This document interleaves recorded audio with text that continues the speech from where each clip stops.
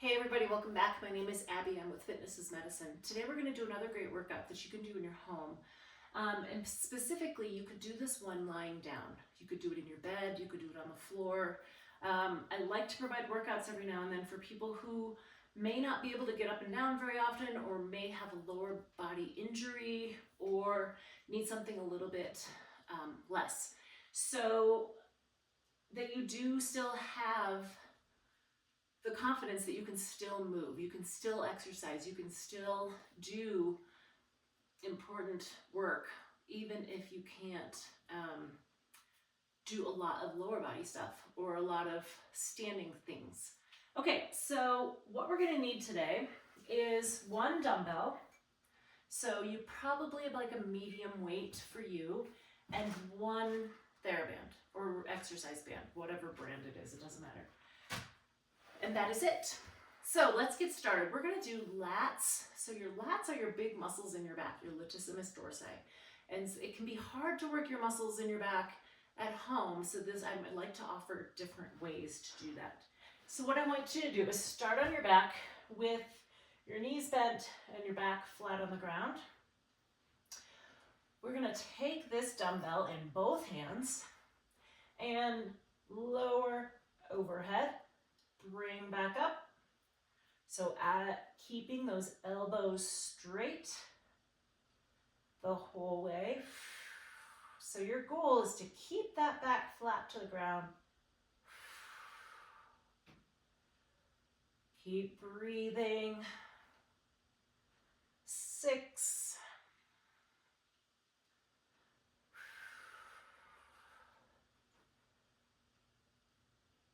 All right, 2 more. And 10. All right, good. Okay, I'm gonna have you set that weight down next to you.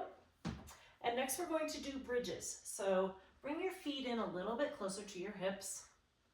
And you're going to, what I want you to think about each time as you flatten your back, so it's a little bit of a posterior pelvic tilt, squeeze your glutes, lift your hips. And I want you to hold this for 3 or 4 seconds and back down. Each time flatten, squeeze, lift, pushing through your heels. This is a glute exercise, so we're working those glutes. Flatten, squeeze, lift. Now, if you feel like your hamstrings are really trying to take over here, or if you feel like you're getting a hamstring cramp, go up into that bridge, and then you can think about pushing your feet forward in your shoes, and that should release your hamstrings. If you're not feeling it, don't worry about it.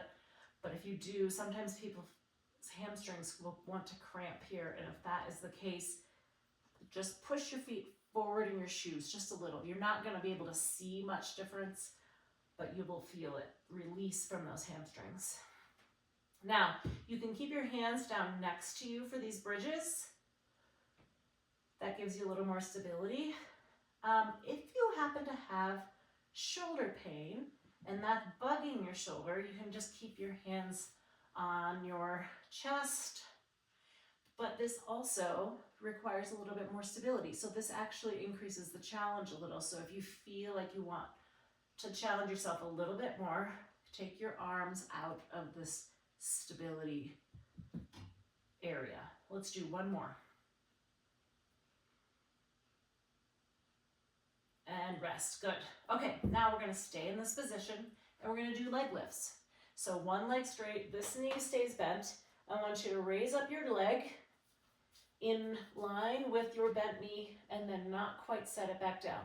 So what this does is it keeps that quad engaged. This is a great way to work your quads isometrically. So your hip flexors are moving and your quads are helping to bring it up, but this is an isometric way to work those quads without knee involvement. So if you have knee pain, this is an alternative.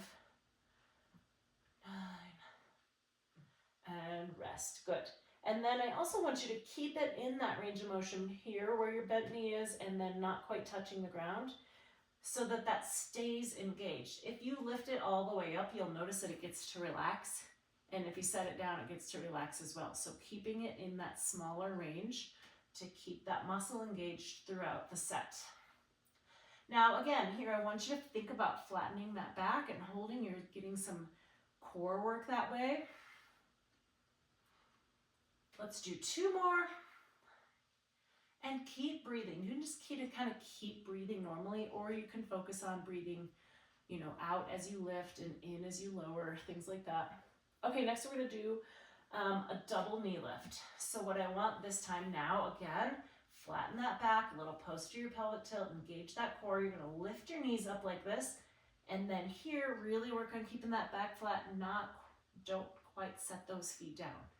So this is a core exercise. You'll feel it most right here.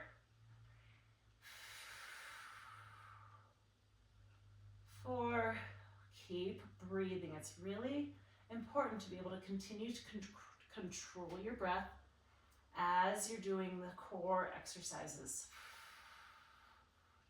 So you may have to focus on it a little bit more. Focus on that breath. Work on keeping that back flat right here. Let's do 2 more. And 10. Slowly, and then set them down. Okay, now I'm just going to have you drop your knees side to side.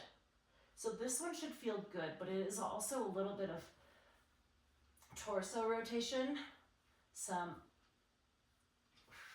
thoracic rotation. So this is a great way to just kind of loosen things up, loosen up your back. But you're also getting some core movement, core involvement. Maybe a little stretching. This one should feel good. This is a great one to do before you get out of bed in the morning, especially if you do have any low back pain. Kind of warm things up a little, get the blood moving to that area.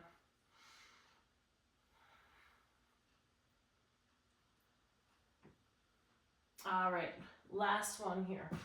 On your back, we're going to do a reverse fly lying down. So this is a great way, another great way to work your back. So your arms are straight up, elbows straight, pulling down. You should feel your shoulder blades kind of dig into the ground here as you pull down, because those muscles are engaging, helping you pull down. 6, this is a great way to do reverse flies if you do have shoulder pain, because it takes sort of the gravity out of it. If I was doing this standing up, my arms would be holding this out straight. 2 more. And 10. Okay, good. All right, like I said, this is a great exercise set to do if you aren't able to do a bunch of lower body exercises or do things standing. So share this with friends if they've, if they are needing a workout similar to this. Go through these 2 or 3 times. And I think it's a great way to get some blood moving, maybe increase your energy and just really feel better that you can be moving despite an injury or despite a disability. All right. Have a great workout, and we'll see you next time. Thanks, everybody.